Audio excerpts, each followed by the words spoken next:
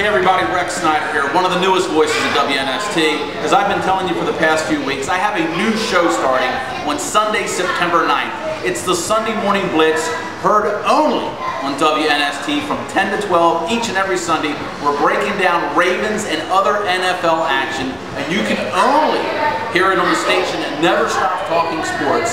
It's 1570 WNST. And I'm right here in the Yellow Dog Tavern tonight in Canton. They're one of the newest sponsors of the Sunday Morning Blitz on WNST. What great ambiance they have here, just the atmosphere. The food, as you can see, we have some calamari, some onion rings, ice cold draft beers. They have it all on hand here. They're running specials throughout the week, something we'll talk about here in the next few minutes. But I'd like to take a few seconds to introduce one of the owners, Anita. Anita, thanks for joining us this evening. Thank you. She's a big football fan, a big Ravens fan, as you can see right here. And if you look at the mug over there, you know who that is. That's Jubb. Oh yeah, you know who this is. Yeah. Jubb joins me each and every Sunday morning when we're talking football, baseball, and everything that's going on in town. We'll get to him in a few minutes, but a little bit more about the Yellow Dog real quick. Fresh seafood. Wonderful onion rings. My wife is sitting over at another table right now eating a delicious salad. Anything and everything you could possibly ask for is on hand here at the Yellow Dog. Now they run some specials during the week as well. On Monday nights, that's right, Monday Night Football, just 2 weeks away. On Monday nights you can stop by the Yellow Dog. 50-inch widescreen TV down in the bar. They have a special of a half-price bottle of wine if you order 2 entrees. We all know that Drew Forrester and others at WNST with a little bit of class like wine.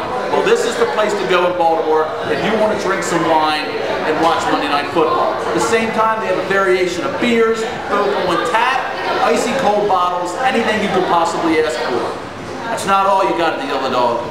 On other nights of the week, like on Tuesday nights, they have a free appetizer if you order a couple entrees. And on Saturday mornings, for those of you who can get up on a Saturday morning, 10 to 3, they have brunch right here at the Yellow Dog Tavern in Canton. Stop by, tell them Rex Snider sent you.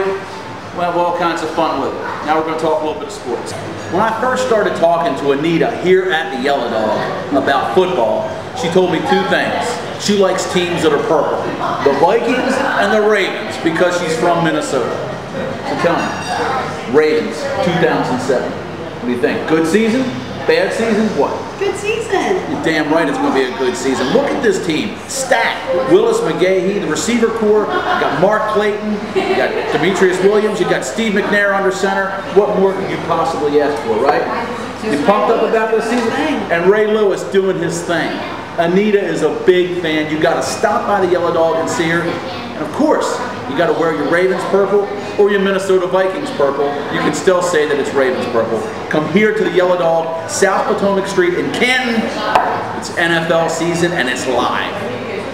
Hey, we're back with you here at the Yellow Dog Tavern in Canton. And it's my pleasure to introduce my buddy, Jubb from Canton. Certainly you hear him each and every Sunday as I bring him on around the 10:30 hour and we talk mostly about Orioles, talk a little bit of Ravens, anything that is Baltimore, because this guy epitomizes Baltimore. Look at his ugly mug. Look at the way he's handling himself right now. This guy is Baltimore. He's blue collar, and that's something we're going to get into in a second, and that is blue collar, because if you think about it, while Bill Hagee epitomizes what blue collar was here in Baltimore, and do you think that he was welcomed by the Orioles? No, he wasn't. Before I even get into that, you're calling me some, I don't know what you're calling me, but this is a guy on the WNST website, he's wearing a NASCAR suit. What the heck is that? He's wearing some, you know what? I thought that was so funny. I needed more pictures. I thought of starting up a phony NASCAR league to get you to show up wearing that NASCAR suit just so I could take pictures. I've also been named the sexiest radio personality in all of Baltimore by the Green Haven Times. If you think about it, that's credential there, buddy, right? Anyway, getting back to the Orioles and Wild Bill Hagee. Come on. Wild Bill Hagee. That was a complete joke. You've got a guy that wasn't welcome at Canton Yards. Memorial Stadium, he was great. He was the drunk guy, you know. Oh, he's waving the towel, he's real drunk, he's throwing the cooler on the field because he can't bring his beers in anymore. But he wasn't welcome at Canton Yards. Am I wrong? No. I mean, they didn't want him. They wanted the shirt and tie cell phone guy. They pushed the whole sector of fans away. And now all of a sudden, now that he's died, they're going to make an award for him. You've never welcomed him until this point.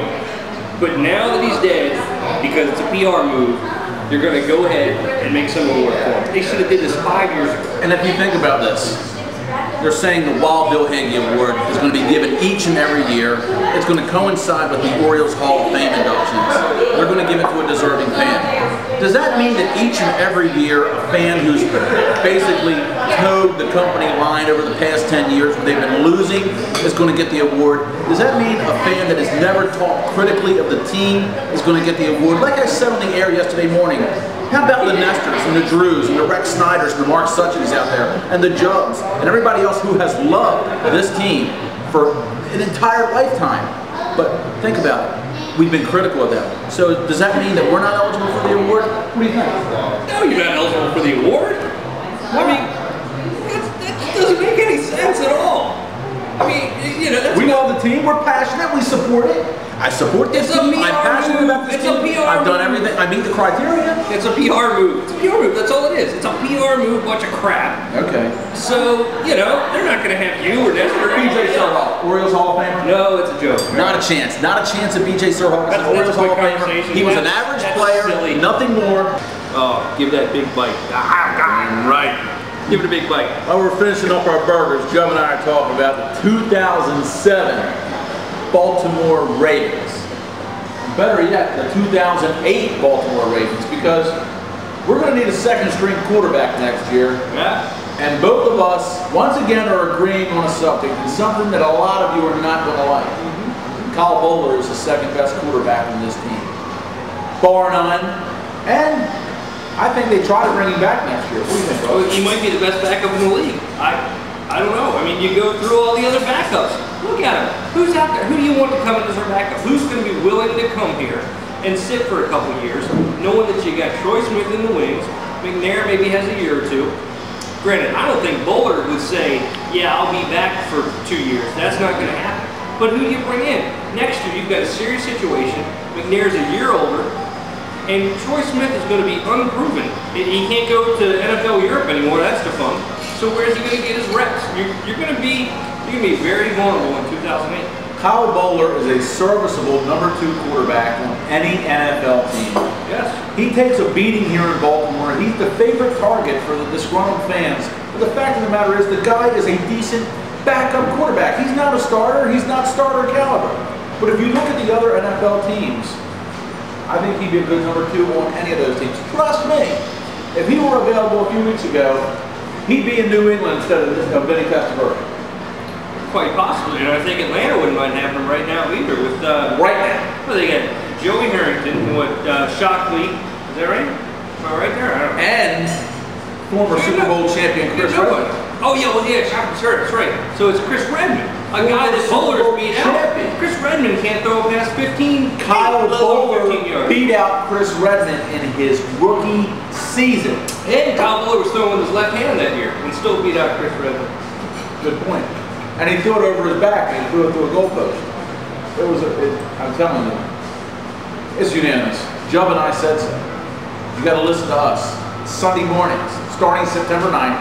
It's the Sunday Morning Blitz, and it's heard exclusively on the station that never stops talking Baltimore sports, 1570 WNST.